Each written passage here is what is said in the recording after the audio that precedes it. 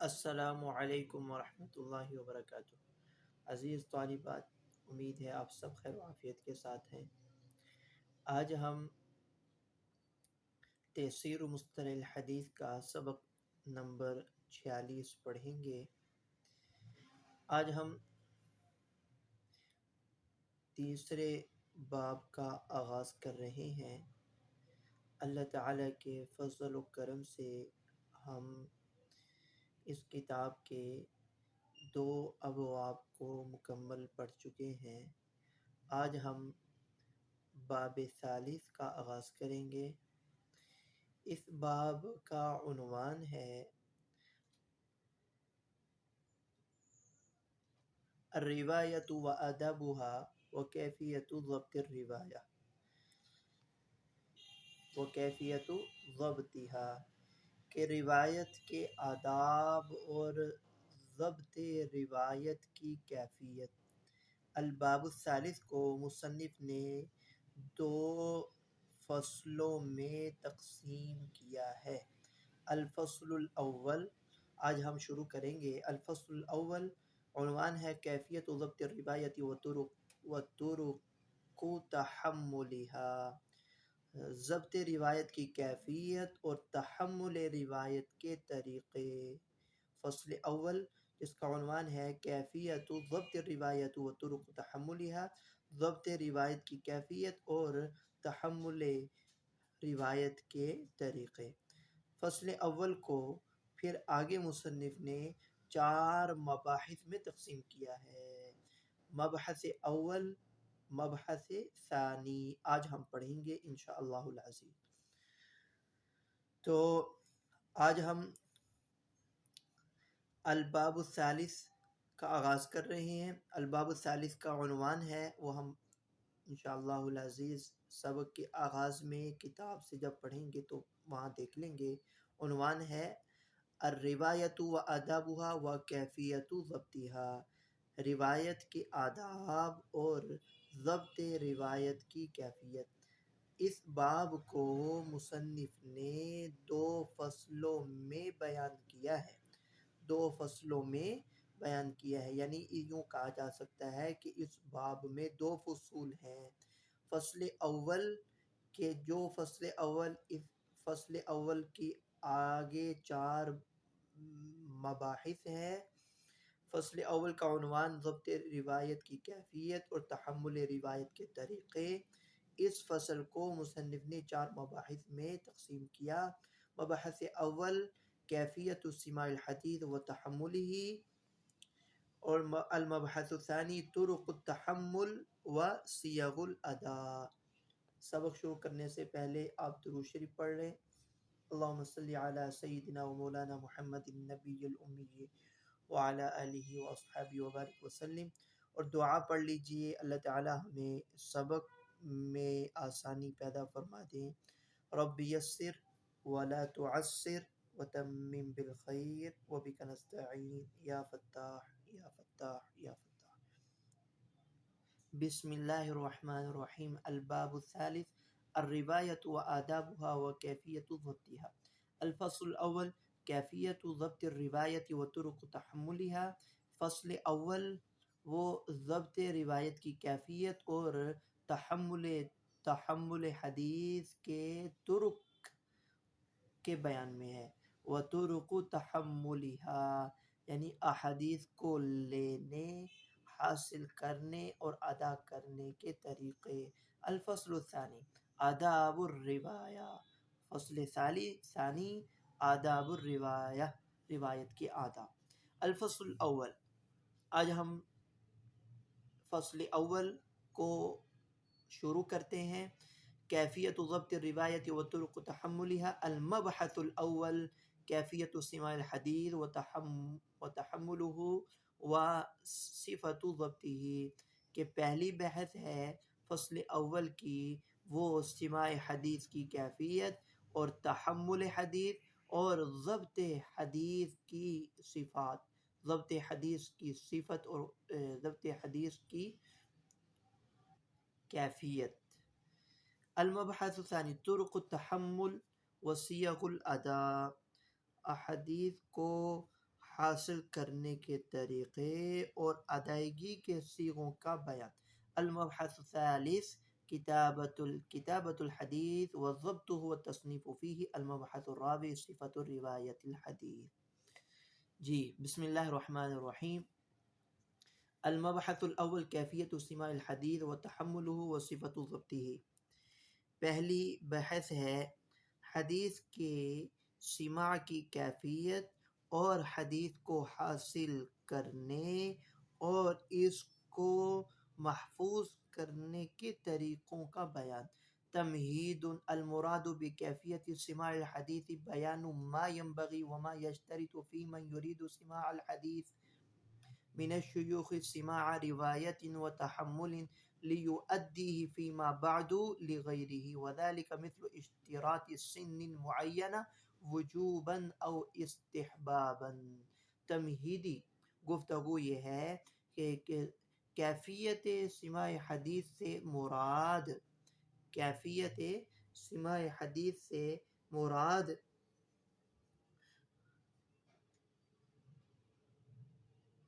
اس شخص، اس طالب علم کن باتوں کا لحاظ رکھنا چاہیے۔ وہ شخص جو استاد سے احادیث سننا چاہتا ہے، کیا کیا چیزیں شرائط ہیں، اس کا بیان۔ المراد بکیفیت سماع الحدیث بیان ما ينبغي وما يشترط في من يريد سماع الحديث من الشيوخ سماع روایت وتحمل۔ کیفیت سماع حدیث سے مراد اس بات کا بیان کرنا ہے کہ جو شخص شیوخ سے احادیث سماع کرنا چاہتا ہو تو ایسے شخص کو کیا لائق ہے اور اس کے لیے کیا کیا شرائط ہیں۔ لِيُؤَدِّيهِ فِيمَا بَعْدُ لِغَيْرِهِ، تاکہ ان شرائط کے بعد وہ دوسروں کے لیے احادیث بیان کر سکے۔ تو سماع حدیث کی کیفیت کا مطلب یہ ہوا کہ طالب علم اور تلامذہ احادیث کے لیے کن کن شرائط کا لحاظ کرنا چاہیے، تاکہ ان شرائط اور ان پابندیوں کے بعد ہی وہ حدیث دوسروں تک پہنچا سکے۔ مثال کے طور پر وَذَلِكَ مِثْلُ اشتراط سن معینۃ وجوبا او استحبابا۔ مثال کے طور پر کہ عمر متعین عمر کی شرط وجوبی ہے یا استحبابی۔ مثال کے طور پر اس چیز کا بیان کہ متعین عمر کا ہونا یہ استحبابی ہے یا وجوبی ہے۔ والمراد بتحملہ، تحمل روایت سے مراد جو ہم ابھی بیان کر چکے ہیں، بیان طرق اخذہ، روایت لینے کے طریقوں کا بیان، و تلقیہ عن الشیوخ، اور شیوخ سے اساتذہ سے روایات احادیث لینے کا بیان۔ والمراد ببیان ضبطہ، بیان ضبط سے مراد کیف یضبط الطالب ما تلقاہ من الحدیث، کہ طالب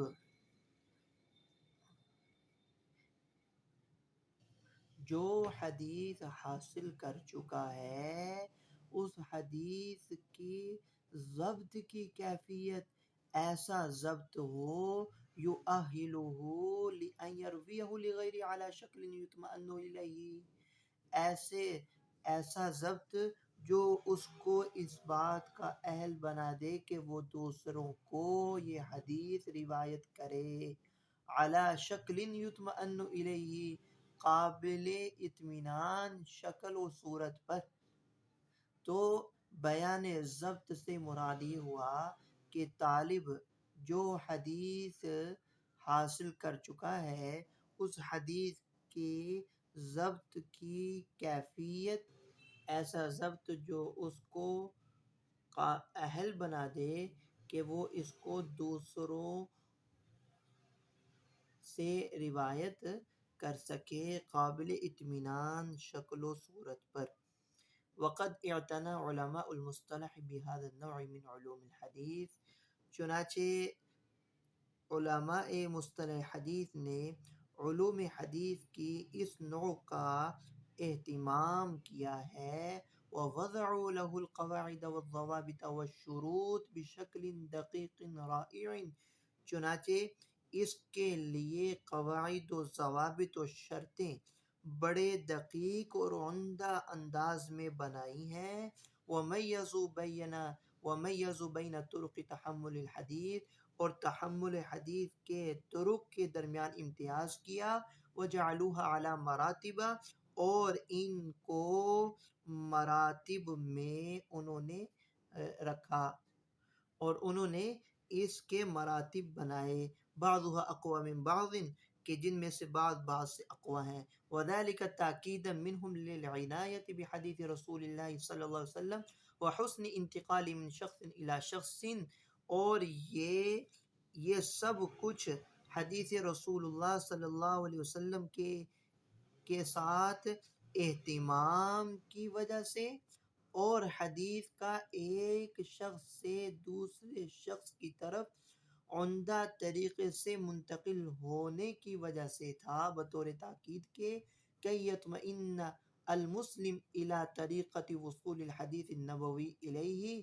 تاکہ ایک مسلمان احادیث نبویہ کے اس تک پہنچنے کے طریقے کے اعتبار سے مطمئن ہو جائے، وَيُؤَقِّنَ أَنَّ هَذَا الطَّرِيقَ فِي مُنْتَهَى السَّلَامَةِ وَالدِّقَّةِ، اور اسے یقین ہو جائے کہ یہ طریقہ انتہائی درجے کا محفوظ اور دقیق ہے۔ اس لیے علماء حدیث نے اس قدر قواعد و ضوابط اور شروط کو مرتب کیا ہے۔ جی اگلی بات ہے، هل یشترط لتحمل الحدیث الاسلام والبلوغ، تحمل حدیث کے لیے اسلام اور بلوغت شرط ہے یا نہیں، اس کا بیان۔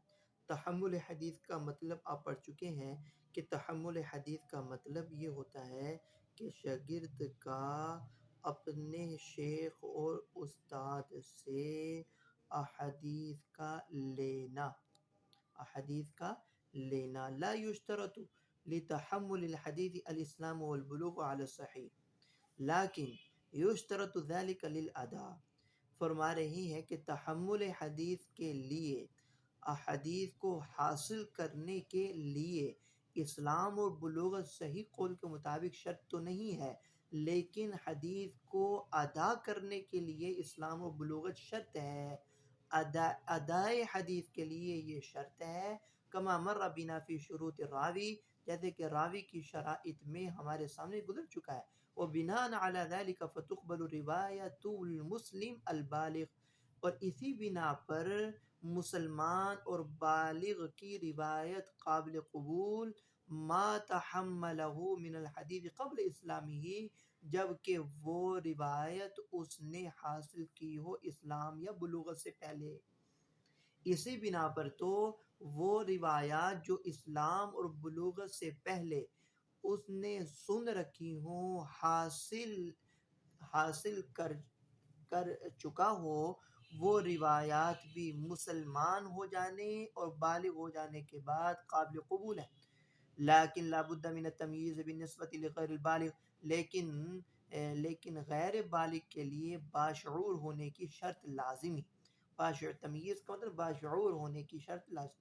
وقد قیل انہ یشترط لتحمل الحدیث البلوغ، بعض حضرات کی رائے یہ ہے، اور ایک قول ضعیف یہ ہے کہ تحمل حدیث کے لیے بلوغت شرط ہے، لیکنہ قول خطأ، لیکن یہ قول خطا پر مبنی ہے، لأن المسلمین قبلوا روایت صغار الصحابہ، اس لیے کہ مسلمانوں نے صغار صحابہ کی روایات کو قبول کیا ہے، کالحسن وابن عباس وغیرہما من غیر فرق بین ما تحملوه قبل البلوغ او بعدہ، جیسے کہ حسن ابن عباس اور ان کے علاوہ فرق نہیں کیا ہے، من غیر فرق بین ما تحملوه قبل البلوغ او بعدہو کہ انہوں نے یہ روایات وہ بلوغت سے پہلے حاصل کی تھیں یا بلوغت کے بعد، کوئی فرق نہیں کیا ہے، اور انہوں نے صغار صحابہ کی روایات کو علی الاطلاق قبول کیا۔ اگلی بحث ہے متى یستحب الابتداء بسماع الحدیث، سماع حدیث کی ابتدا کا بہترین وقت کون سا ہے؟ بہترین وقت کون سا ہے؟ متا ظرف زمان، کون سا وقت مستحب اور بہتر ہے سماع حدیث یعنی حدیث کو سننے کی ابتدا کا؟ قیل یستحب ان یبتدی بسماع الحدیث فی سن 30، اور ایک قول ضعیف یہ ہے کہ سماع حدیث کا ابتدائی وقت وہ 30 سال کا مستحب ہے، کہ سماع حدیث کا ابتدا سماع حدیث کی ابتدا ہو 30 سال کی عمر میں، یہی بہتر ہے، اور علی اہل الشام، اور اسی پر اہل شام ہے۔ دوسرا قول ہے قیل فی سن العشرین وعلیہ الکوفہ، کہ سماع حدیث کی ابتدا کرنا 20 سال کی عمر میں یہ بہتر ہے، اور یہ قول ہے اہل کوفہ کا۔ وقیل فی سن العاشر وعلی اہل البصرہ، اہل بصرہ کا جس پر عمل ہے وہ یہ ہے کہ 10 سال کی عمر میں سماع حدیث کی ابتدا کرنا یہ بہتر۔ یہ 3 قول ذکر کر دیے، پہلا قول شامیوں کا ہے، دوسرا قول اہل کوفہ کا، تیسرا اہل بصرہ کا۔ اہل شام کا قول یہ ہے کہ 30 سال کی عمر میں سماع حدیث کی ابتدا کرنا بہتر ہے، جبکہ اہل کوفہ کا 20 سال کا اور اہل بصرہ کا 10 سال۔ جبکہ والصواب فی الاعصار المتأخرہ التبکیر بسماع الحدیث من حین یصح سماعه لأن الحدیث منضبط فی الکتب، اور صحیح اور قابل اعتبار قول یہ ہے فی الاعصار المتأخرہ، آخر دور میں، التبکیر بسماع الحدیث، کہ سماع حدیث میں جلدی کریں، کہ جب کہ سماع کی استعداد اور صلاحیت موجود ہو، سماع حدیث کی صلاحیت اور استعداد موجود ہو تو احادیث کو سننے میں جلدی کرنا چاہیے۔ کیوں؟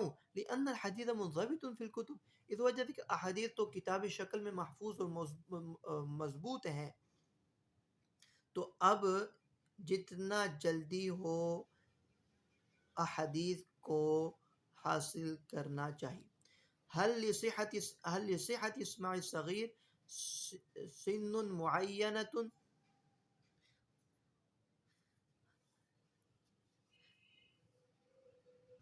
حل لصحت سماع الصغیر سن معینۃ، کیا بچے کے سماع کے درست ہونے کے لیے کوئی متعین عمر شرط ہے یا نہیں؟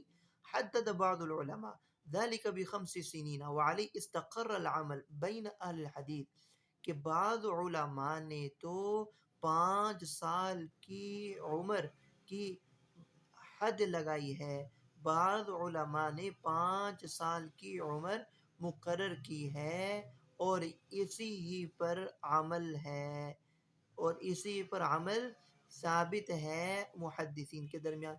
جبکہ وقال بعضهم الصواب اعتبار التمییز، جبکہ بعض حضرات کا قول اور وہی درست ہے، قابل اعتبار قول یہی ہے کہ تمییز کا اعتبار ہے، باشعور ہو جانے کا ہی اعتبار ہے۔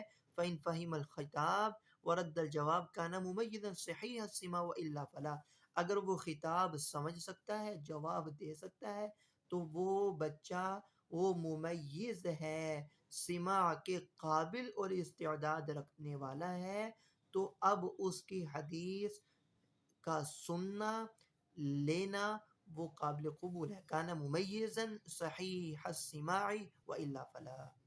تو اس میں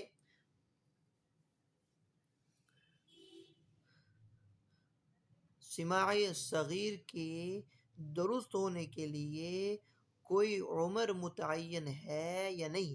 متعین عمر ہونے کے اعتبار سے بعض علماء کی رائے 5 سال کی حد ہے، اور بعض حضرات کی رائے یہ ہے کہ بچے کا ممیز ہونا کافی ہے، باشعور ہو جائے اتنا کہ وہ خطاب کو سمجھ سکے، جواب درست دے سکتا ہو، اتنا کافی ہے۔ یہی سماع حدیث کا اہل ہے، سماع حدیث کا اہل۔ المبحث الثانی، دوسری بحث تھی ہماری طرق التحمل و صیغ الادا، حدیث کو حاصل کرنے کے طریقے اور ان طریقوں پر دلالت کرنے والے الفاظ، صیغ الادا، ادائیگی حدیث کے صیغے۔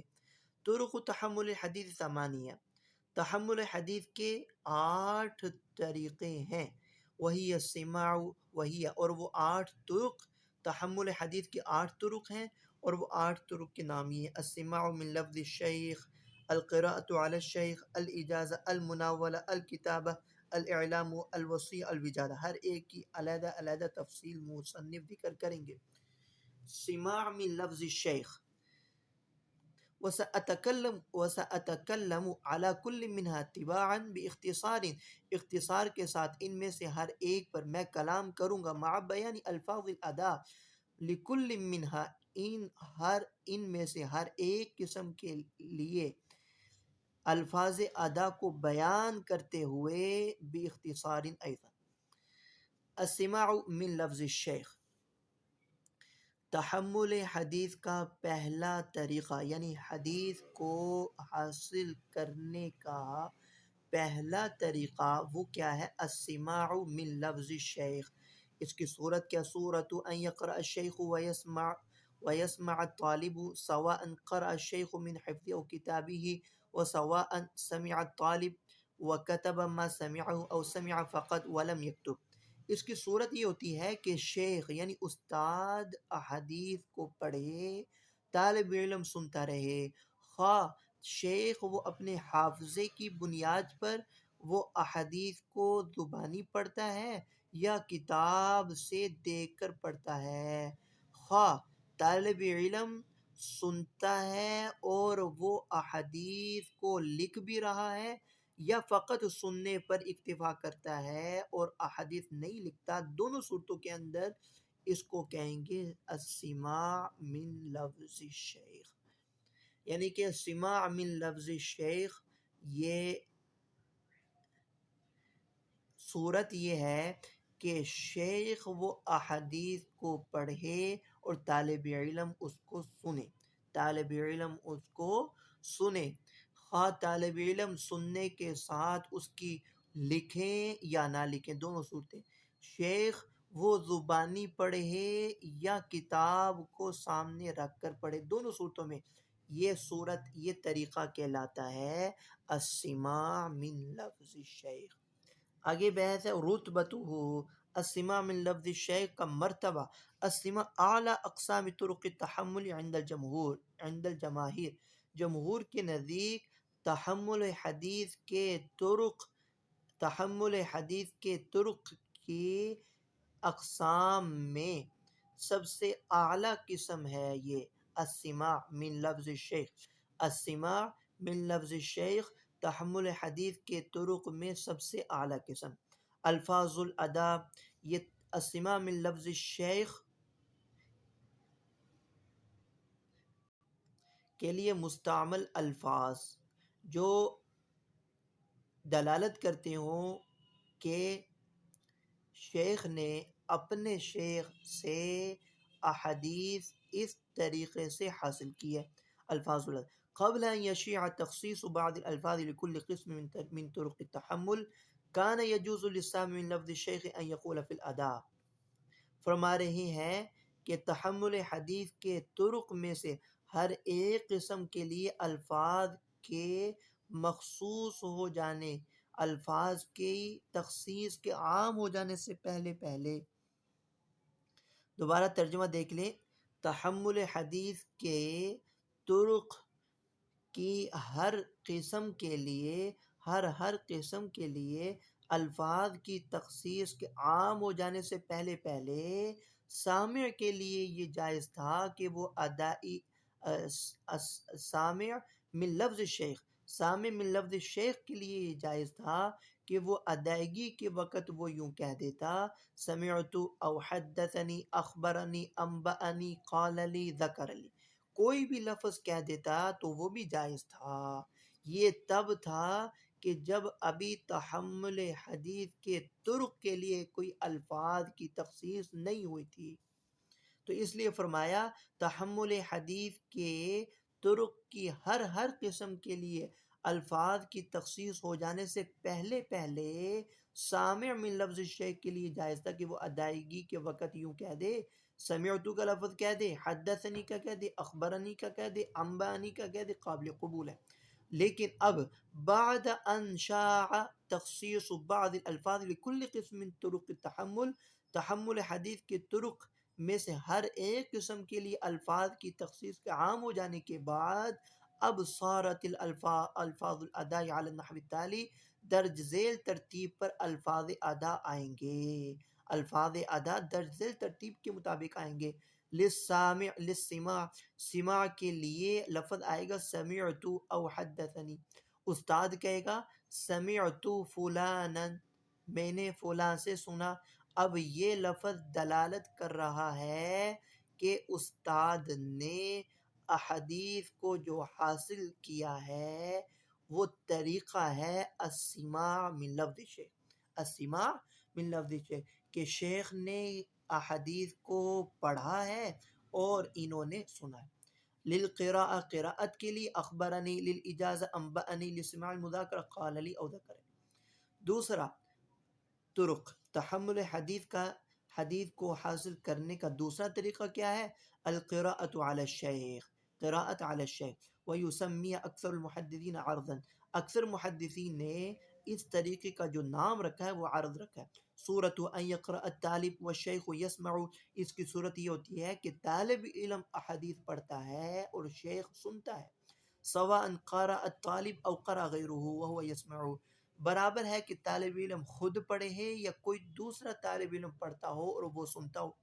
وسواء كانت القراءة من حفظ او من کتاب، برابر ہے کہ وہ قراءت احادیث کو جو پڑھنا ہے وہ زبانی پڑھے یا کتاب سے۔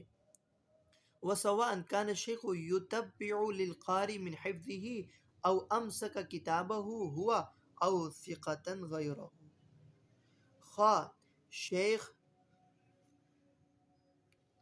قاری کے لیے اپنے حفظ پر اعتماد رکھے، او امسک کتابہ، یا وہ کتاب کو پکڑ لے یا اس کے علاوہ کوئی قابل اعتماد چیز کو لے لے، دونوں صورتیں ہیں۔ ہر صورت میں اس طریقے کا نام ہوتا ہے القراءۃ علی الشیخ، القراءۃ علی الشیخ۔ صورت کیا ہے کہ طالب علم وہ احادیث کو پڑھے اور شیخ اس کو سنتا رہے، طالب علم خود پڑھے یا کوئی اور دوسرا طالب علم پڑھتا رہے اور وہ کلاس میں بیٹھ کر وہ احادیث دوسرا طالب علم سنتا رہے، وہ قراءت زبانی ہو یا کتاب سے ہو، بہر صورت اس طریق کا نام ہوتا ہے القراءۃ علی الشیخ۔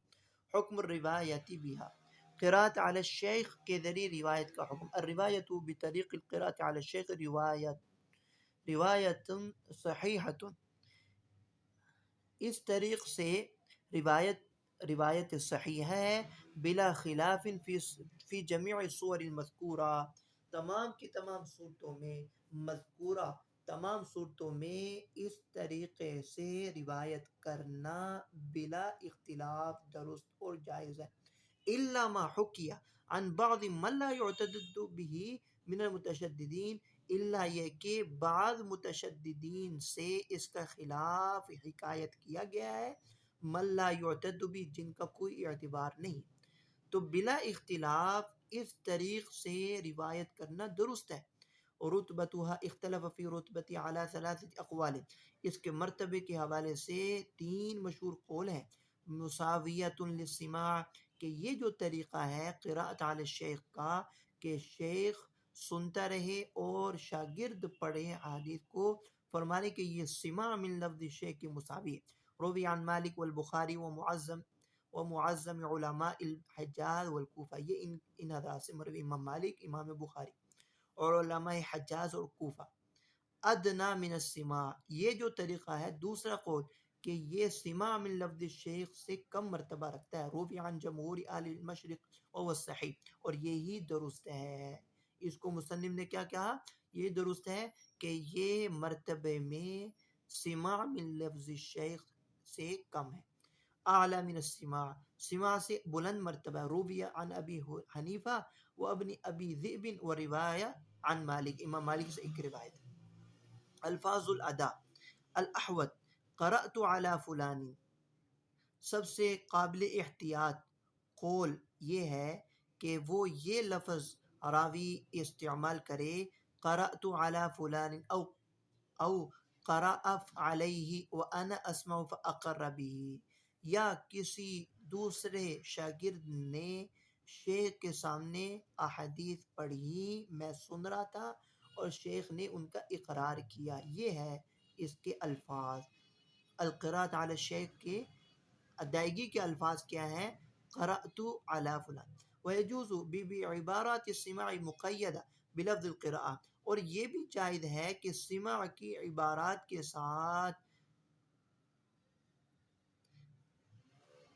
لفظ قراءت کو مقید رکھنا. کا حدثنا قراءة علیہ. اب دیکھیں حدثنا کا جو لفظ ادا ہے یہ تو السماع من لفظ الشیخ کا ہے. سماع من لفظ الشیخ، سماع کے لیے استعمال ہونے والا لفظ ہوتا ہے حدثنی یا حدثنا. تو فرما رہے ہیں کہ یہ بھی جائز ہے کہ سماع کے الفاظ کے ساتھ ساتھ قراءت کے لفظ کو مقید رکھا جائے. بعبارات السماع مقیدتا بلفظ القراءة حدثنا قراءة علیہ. تو اس سے بھی یہی مفہوم اور مراد ہوگا کہ یہ استاد کے سامنے اس طریقے سے روایت لی. الشائع الذی علی اکثر من المحدثین، وہ عام طریقہ قراءت علی الشیخ کا، وہ عام طریقہ محدثین، اکثر محدثین کا جس پر عمل ہے، اطلاق لفظ اخبرنا، اخبرنا کا لفظ لینا، اخبرنا کا لفظ بیان کرنا، اخبرنا کا لفظ استعمال کرنا، فقط دون غیرہا، اس کے علاوہ نہیں. فقط اخبرنا کا لفظ استعمال کرنا، لفظ اخبرنا کا اطلاق، یہ قراءت علی الشیخ پر ہوتا ہے.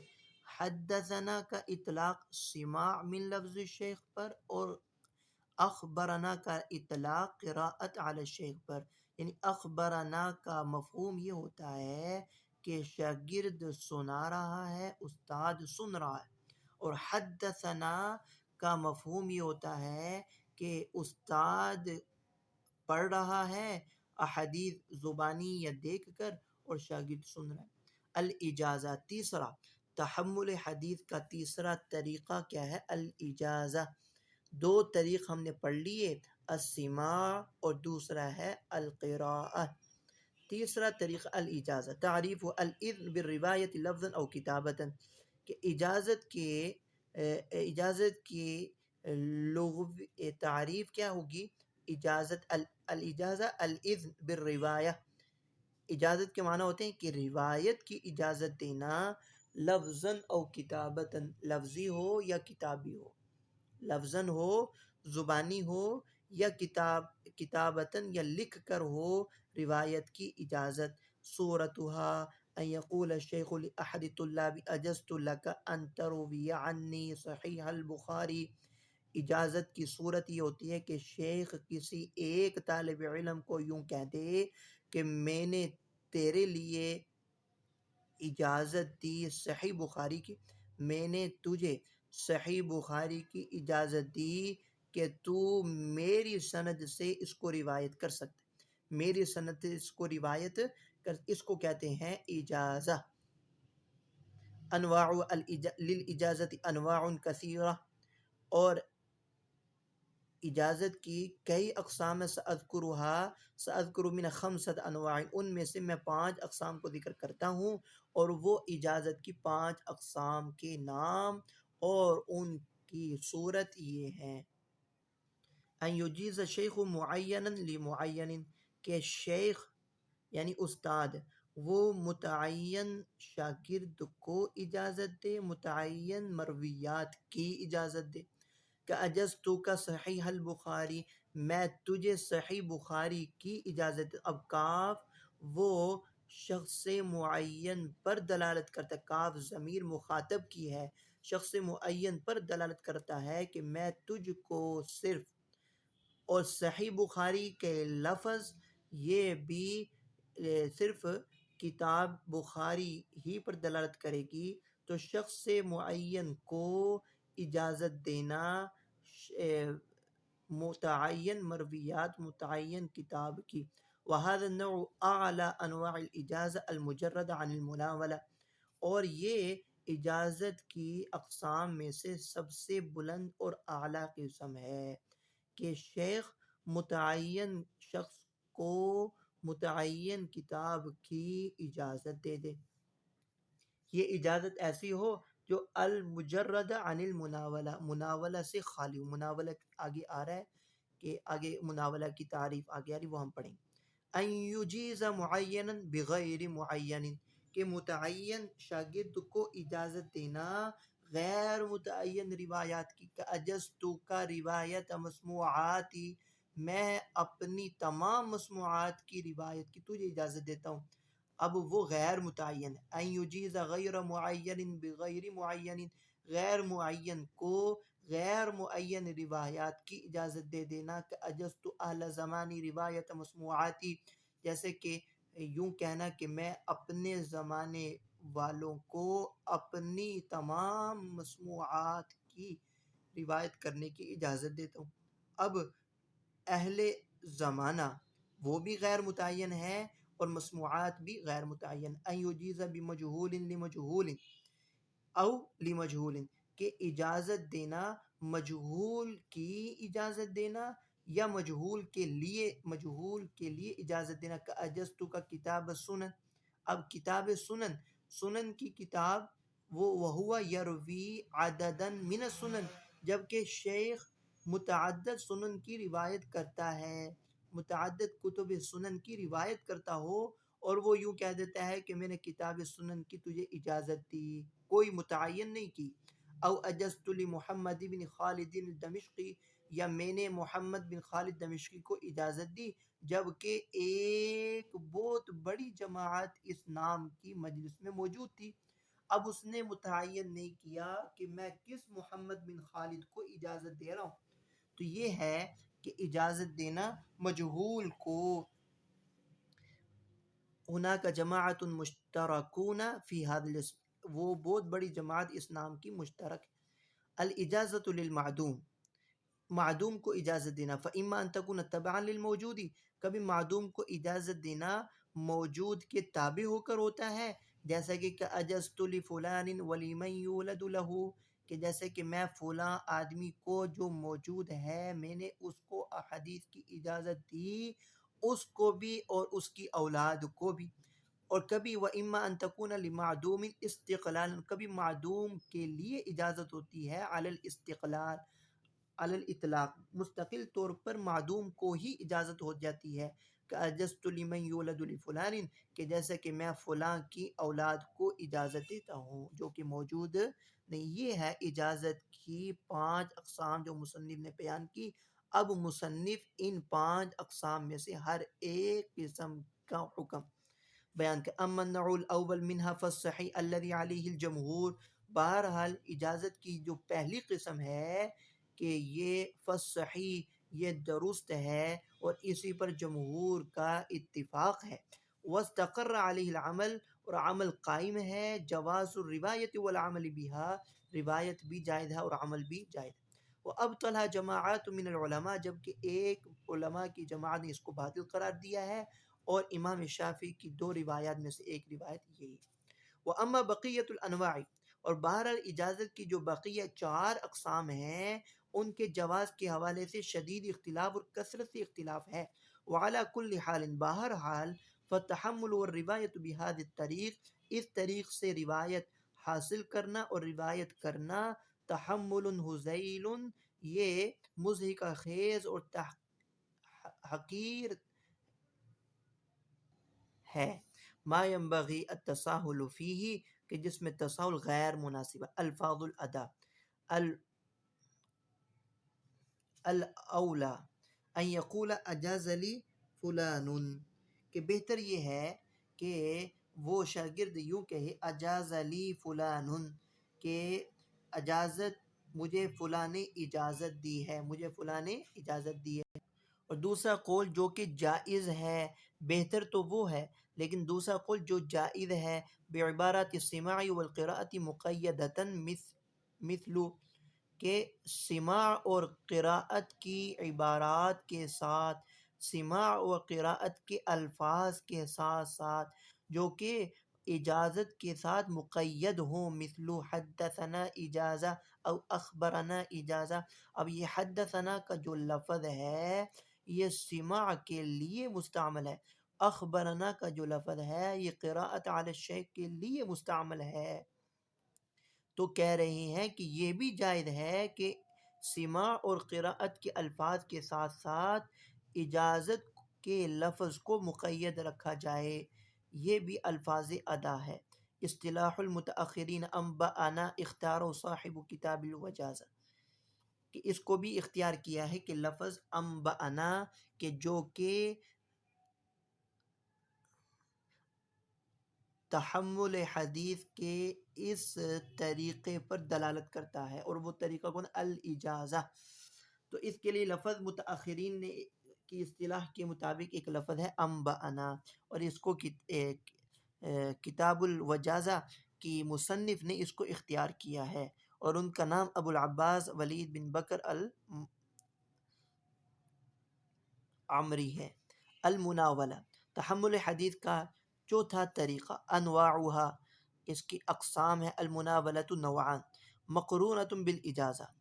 پہلے المناولہ کہتے ہیں کہ شیخ کا کتاب تھما دینا، شیخ کا شاگرد کو کتاب تھما دینا. اس کی دو اقسام ہیں. مقرونۃ بالاجازہ، مناولہ مقرونۃ بالاجازہ اجازت کے ساتھ متصل ہوگی. مناولت یعنی کہ ایک شیخ اپنے شاگرد کو اپنی کتاب وہ تھماتا ہے، ساتھ اجازت بھی دے دیتا ہے، اس کو کہتے ہیں مقرونہ بالاجازہ. وہی اعلی انواع الاجازت مطلقاً، اور یہ مطلقاً اجازت کی سب سے اعلیٰ قسم ہوتی ہے، سب سے اعلیٰ قسم ہوتی ہے کہ جب شیخ اجازت کے ساتھ ساتھ کتاب بھی تھما دیتا ہے. ومن صورها ان يدفع الشیخ الى الطالب کتابه کہ شیخ طالب علم کو کتاب دے دے، ویقول له اور وہ یوں کہہ دے هذا روایت عن فلان فروی عنی کہ یہ فلاں سے یہ مرویات ہیں میری، تو میری طرف سے اس کو روایت کر سکتا ہے. ثم یبقیہ مع تملیکا او اعارۃ لینسخہ اور پھر وہ اس کتاب کو شاگرد کے پاس بطور تملیک کے یا اعارت کے باقی رکھتا ہے تاکہ وہ اس کو لکھ سکے. مجردۃ عن الاجازہ دوسری قسم مناولت کی وہ ہے مجردۃ عن الاجازہ بدون اجازت کے کتاب تھما دینا. وصورت ان يدفع الشیخ الى الطالب کتابه مقتصرا على قول هذا سماعی صرف وہ اس قول پر اکتفا کرتا ہے کہ یہ میری مرویات ہیں جو میں نے فلاں سے سنی ہے، وہ یوں نہیں کہتا فرویہ عنی پس تو میری طرف سے میری سند سے ان روایات کو روایت کر سکتا ہے. حکم روایت بہا اما المقرون بالاجازہ فتجوز روایت بہا. مقرون بالاجازہ جو مناولت اجازت کے ساتھ متصل ہو اس کی روایت تو بالاتفاق جائز ہے. وہی ادنی مرتبۃ من السماع والقراءۃ علی الشیخ اور اس کا مرتبہ وہ کم ہے سماع اور قراءت علی الشیخ سے. واما المجرد عن الاجازہ اور بہر المجرد عن الاجازہ فلا تجوز الروایت بها علی الصحیح. صحیح قول کے مطابق اس صورت کے اندر اس شیخ کی مرویات اور اس کی سند سے ان مرویات کو آگے روایت کرنا جائز نہیں. الفاظ الادا الفاظ ادا مناولت کی الفاظ ادا. الاحسن سب سے خوبصورت لفظ ان یقول ناولنی او ناولنی و اجاز لی کہ وہ یوں کہہ دے کہ فلاں نے مجھے کتاب بھی دی ہے اور مجھے اجازت بھی. ان کانت المناولۃ مقرونۃ بالاجازہ ويجوز اور یہ بھی جائز ہے بعبارات السماع والقراءة مقیدتا کہ سماع اور قراءت کی الفاظ کے ساتھ ساتھ مناولت مقید ہو، مثل حدثنا مناولتا، اخبرنا مناولتا و اجازتا، یہ بھی درست ہے اور یہ بھی جائز ہے۔ تحمل حدیث کا پانچواں طریقہ وہ ہے الکتابہ۔ ابھی تک ہم تحمل حدیث کے 4 طریق پڑھ چکے ہیں۔ سب سے پہلا طریق تھا السماع من لفظ الشیخ، کہ حدیث استاد پڑھے اور شاگرد اس کو سنتا رہے، وہ استاد زبانی پڑھے یا کتاب سے دیکھ کر پڑھے۔ دوسرا طریقہ تھا قراءت علی الشیخ، جس کو محدثین نے عرض کا نام دیا ہے۔ یہ ہے کہ قراءت علی الشیخ کہ شاگرد پڑھے استاد سنتا رہے، یہ سننا اس احادیث کی توثیق کے لیے ہے، تصحیح کے لیے ہے، اور وہ روایات سنے گا جو اس کی روایات ہیں، جس کی اس کو اجازت ہے یا جو اس نے اپنے شیخ سے روایت کی ہیں۔ تیسرا طریق ہم نے پڑھا ہے ابھی تک، وہ تیسرا طریق کا نام ہے الاجازہ، کہ شاگرد کو استاد کہہ دے اجزتو کا کتاب البخاری، کہ میں تجھ کو کتاب بخاری کی اجازت دیتا ہوں، ان تروی عنی، ان ترویہ، کہ اس کتاب کی روایات کو میری سند سے تو روایت کر سکتا ہے، یہ ہے الاجازہ۔ اور پھر اس کے الفاظ ہیں اجزتو لکا، اجزتو کا۔ پھر آگے ہم نے پڑھا تھا کہ چوتھا طریق تھا المناولہ، کہ کوئی کتاب جو حدیث کی شیخ نے خود لکھی ہو یا جو بھی ہو، وہ کتاب اپنے شاگرد کو تھما دے۔ اس کی 2 صورتیں ہیں، مناولہ مقرونہ بالاجازہ ہے اور مجردۃ عن الاجازہ ہے۔ بہر الکتابہ 5ویں صورت ان یکتب الشیخ مسموعہ لحاضر او غائب بخط او امری، کہ شیخ اپنی مسموع یعنی سنی ہوئی روایات کو حاضر یا غائب کے لیے لکھتا ہے اپنے ہاتھ سے، یا لکھنے کا حکم دیتا ہے۔ صورت کیا ہے کہ شیخ اپنی سنی روایات کو موجود یا غائب کے لیے بذات خود لکھتا ہے یا اس کا حکم دیتا ہے۔ انواعها وہی نوعان، کتابت کی 2 اقسام ہیں، مقرونۃ بالاجازہ، یہ بھی 2 اقسام پر مبنی ہے، کہ پہلی قسم ہے مقرونہ بالاجازہ، جیسے کہ وہ یوں کہ اجزتک ما کتبت لک او الیک ونحو ذلک، کہ وہ یوں کہ اجزتک ما کتبت لک او الیک، کہ میں تجھ کو اجازت دیتا ہوں ان روایات کی جو میں نے تیرے لیے لکھی ہیں، اس کے علاوہ اور بھی۔ مجردۃ عن الاجازہ، دوسری قسم ہے مجردۃ عن الاجازہ، کأن یکتب له بعض الاحادیث ویرسلہ له ولا یجیزہ بروایتها، کہ وہ بعض احادیث اس شخص طالب علم کے لیے شیخ وہ لکھے اور اس کو بھیج دے، اس کی اجازت نہ دے، روایت کرنے کی اجازت نہ دے۔ حکم روایت بہا، اس طریق سے روایت کرنے کا حکم کہ اما المقرونۃ بالاجازہ، بہرحال کتابت مقرونہ بالاجازہ، حکم یہ ہے کہ اس مقرونہ بالاجازہ کے ساتھ روایت کرنا صحیح ہے، وہی فی الصحۃ والقوۃ کالمناولۃ المقرونہ، اور یہ صحت اور قوت کے اعتبار سے مناولہ المقرونہ کی طرح۔ واما المجردۃ عن الاجازہ، بہرحال کتابت مجرد عن الاجازہ، فمنع الروایت بها فمنع الروایت بها قوم، ایک روایت نے اس طریقے سے روایت کرنے کو روکا ہے، فمنع الروایت بها قوم، ایک قوم نے تو اس طریق سے روایت کرنے کو باز رکھا ہے، وَأَجَازَهَا آخَرُونَ وَالصَّحِيحُ الْجَوَازُ، جبکہ درست یہی ہے کہ محدثین کے نزدیک یہ درست اور جائز ہے، لِإِشْعَارِهَا بِمَعْنَى الْإِجَازَةِ، کہ یہ کتابت کا اجازت کے معنی میں ہونے کی خبر دینے کی وجہ سے، اجازت کے معنی کی خبر دینے کی وجہ سے، تو اس لیے صحیح قول محدثین کے نزدیک جواز کا ہے۔ والصحیح الجواز عند اہل الحدیث، محدثین کے نزدیک صحیح قول جواز کا ہے۔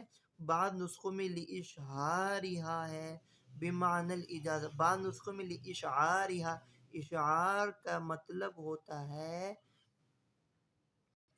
اطلاع کرنا، خبر دینا۔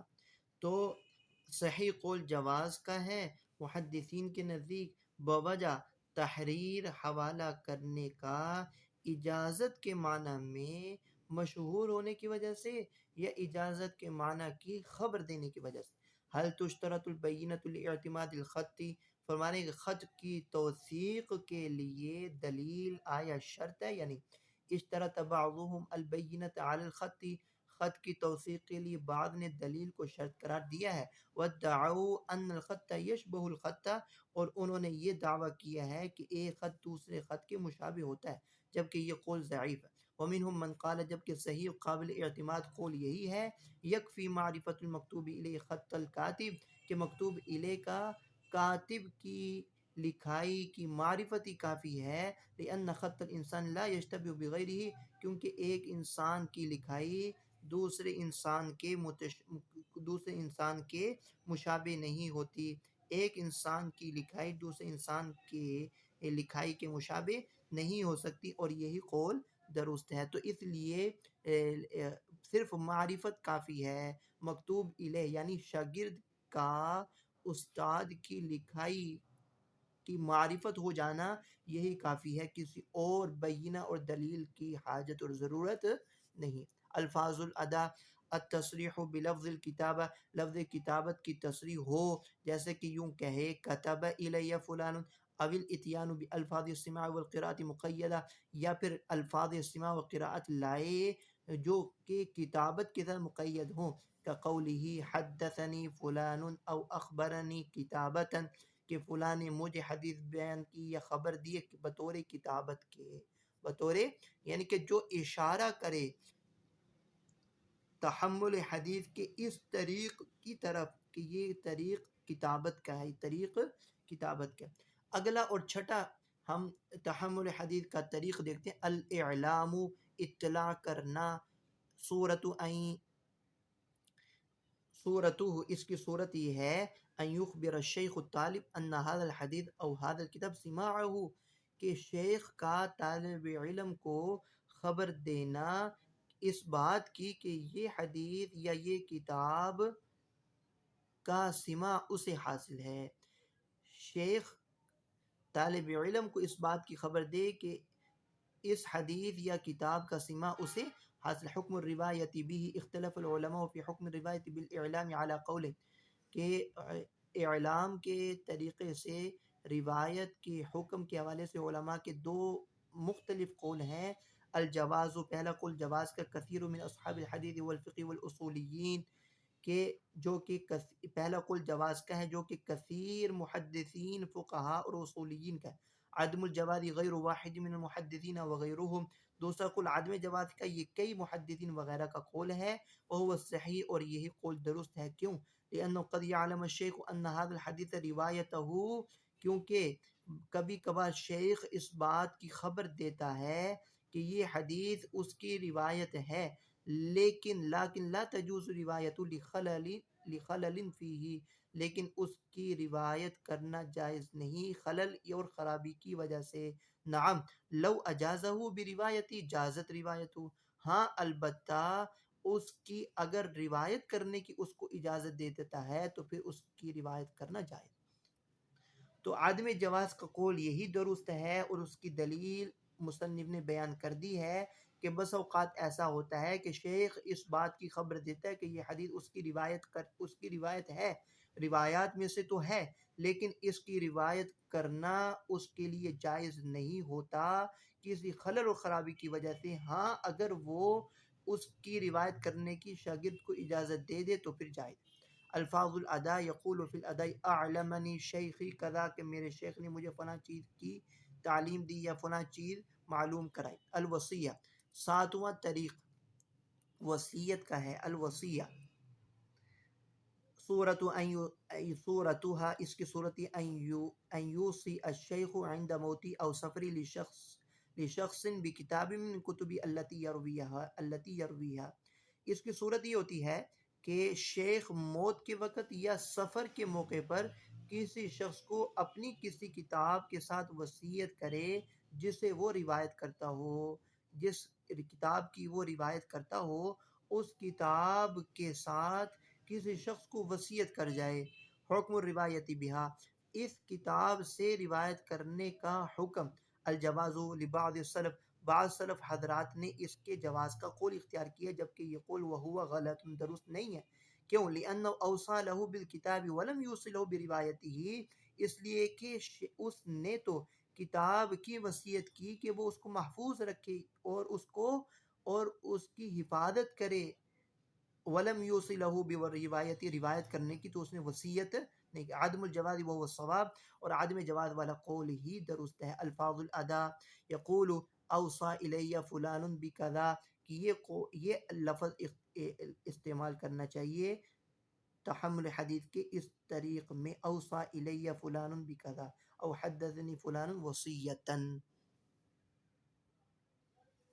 تحمل حدیث کا سب سے آخری طریق الوجادہ آٹھواں اور آخری طریق. الوجادہ بکسر الواو مصدر وجدہ مصدر وجدہ یہ وجدہ کا مصدر ہے وجادہ. وهذا المصدر مولد غیر مسموع من العرب یہ مصدر نیا ایجاد کرتا ہے اہل عرب سے مسموع نہیں ہے یعنی کہ یہ مصدر غیر سماعی ہے. صورت ان یجد الطالب احادیث بخط شیخ یرویہا کہ اس کی صورت یہ ہوتی ہے کہ طالب علم شیخ کے خط سے لکھی ہوئی احادیث پا لیتا ہے. کہ طالب علم اپنے استاد یا کوئی بھی شیخ استاد نہیں شیخ کی ہاتھ کی لکھی ہوئی احادیث کو کہیں پا لیتا ہے جو شیخ اس احادیث کی روایت کرتا ہو. یعرفہ ذلک الطالب طالب علم اس کی معرفت رکھتا ہو. ولیس لہ سماع منہ ولا اجازہ جبکہ اس شیخ سے اس کو نہ تو سماع حاصل ہو نہ اجازت. حکم الروایت بہا الروایت بالوجادۃ من باب المنقطع لیکن فیہا نوع اتصال. فرما رہی ہیں کہ وجادت کے ذریعے روایت کا حکم. الروایت بالوجادہ کی سند میں انقطاع کی صورت موجود تو ہے لیکن فیہا نوع اتصال لیکن اس میں اتصال کی بھی ایک نوع موجود ہے. الفاظ الادا یقول الواجد وجدت بخط فلان او قرأت بخط فلان کذا ثم يسوق الاسناد والمتن. یوں الفاظ کہہ کر پھر وہ سند اور متن کو آگے ذکر کرتے اور آگے بیان کرتے. یہ 8 تحمل حدیث کے طریق ہم نے پڑھ لی ہیں. پہلا طریق ہم نے پڑھا سماع من لفظ الشیخ، دوسرا قراءت علی الشیخ، تیسرا الاجازہ، چوتھا المناولہ اور پانچواں الکتابت اور چھٹا ہم نے طریق پڑھا الاعلام. ساتواں طریق پڑھا وصیت اور آٹھواں طریق ہم نے پڑھا ہے الوجادہ. وآخر دعوانا الحمدللہ رب العالمین. السلام علیکم ورحمۃ اللہ وبرکاتہ.